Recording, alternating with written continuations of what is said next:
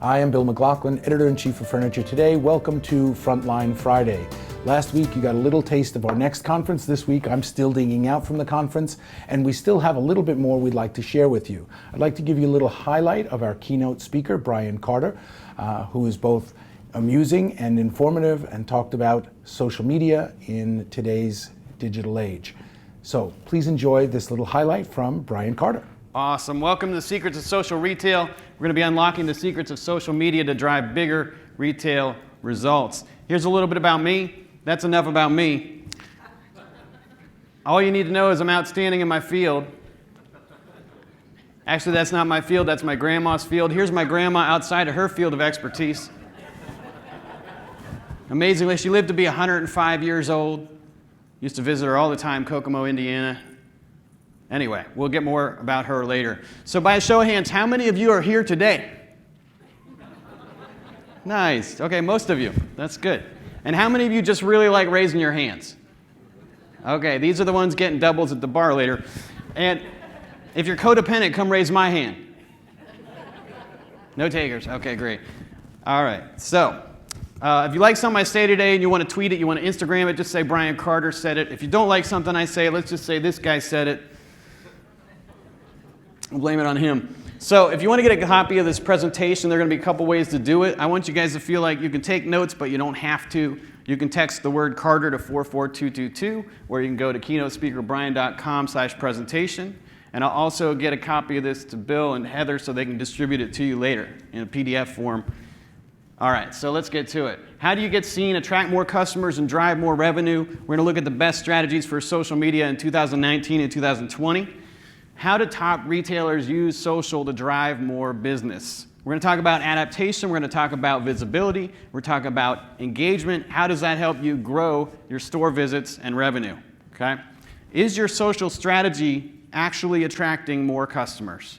That's question number one for you. And number two, do you have the people, the technology, and the expertise that you need to control your future? So let's start with this. We're different at different ages, right? Like in your 20s, you're like, let's do some shit. In your 30s, you're like, let's buy some shit. In your 40s, you're like, well, we sure did some shit. In your 50s, if you're a woman, you're like, I'm hot as shit. If you're a man, you're like, what happened to my shit? In your 60s, you're like, why can't I shit? In your 70s, you're like, I can't remember shit. In your 80s, you're like, I'm old as shit. I don't know what happens in your 90s, but if you make it to your 100s, you're like, shit, I'm on the Today Show. And there's my grandma with her crazy sense of humor, maybe where I get it from. So anyway, there's a lot of things we have in common, right? As people, as Americans. There's a lot of things we have that are different, right? So people are unique, and your local customers are probably different than somebody else's. So we've got to segment, we've got to personalize. Right? Are we doing this in our marketing and our social marketing? Do you have different groups of customers written out, and are you treating them differently? We get better results when we personalize. So now I don't know how you feel about social media. Some people don't like it at all. Some people use it for their business. Some people don't. But regardless, 90% of top performers use social media because it's just the next step in communication, right? We had telegraphs, telephones, internet, web, email, now social media. It's just the next step in communication. Plus, it's a great example of what's going on globally. Changes in people, changes in technology, changes in how people communicate, right? And it teaches us more about who people are, what they like, what they don't like, and how to engage them. And so we can use that not just in social media, but everywhere, in sales, in our experience in the store as well. So is Facebook big? Thank you. Pretty darn big. 220 million Americans on Facebook, 240 million on Google and YouTube, 110 million on LinkedIn, 40 million on Twitter. That means if Facebook were Vin Diesel and Google were The Rock, then Twitter would be Mini-Me and LinkedIn would be Dwight Schrute. So different platforms are attractive to different people, right? And some of them are more attractive to more people. So we got to prioritize what's the most attractive platform for your customers. Where are they at?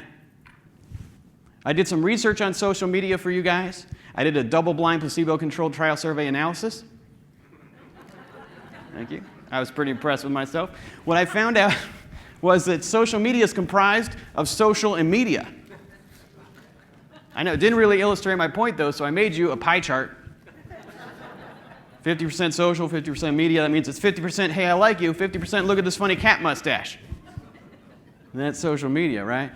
But the point is, what's likable? The social media that people like attracts more people, right? So how many likes are you getting?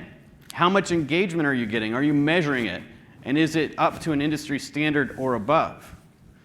We're attracted to people we like, right? Likability is super important. You know, Hollywood has this thing they call the Q score, which measures celebrity likability and familiarity. And Tom Hanks is consistently near the top, one of the most likable guys in America, right? Now, I do some comedy, so I don't always act my age. Sometimes people are like, Brian, you're in your 40s, grow up. I'm like, no, I think if I was meant to be a grown-up, I'd be at least 5'9". I mean, I'm 5'8", and I had to lie to say that.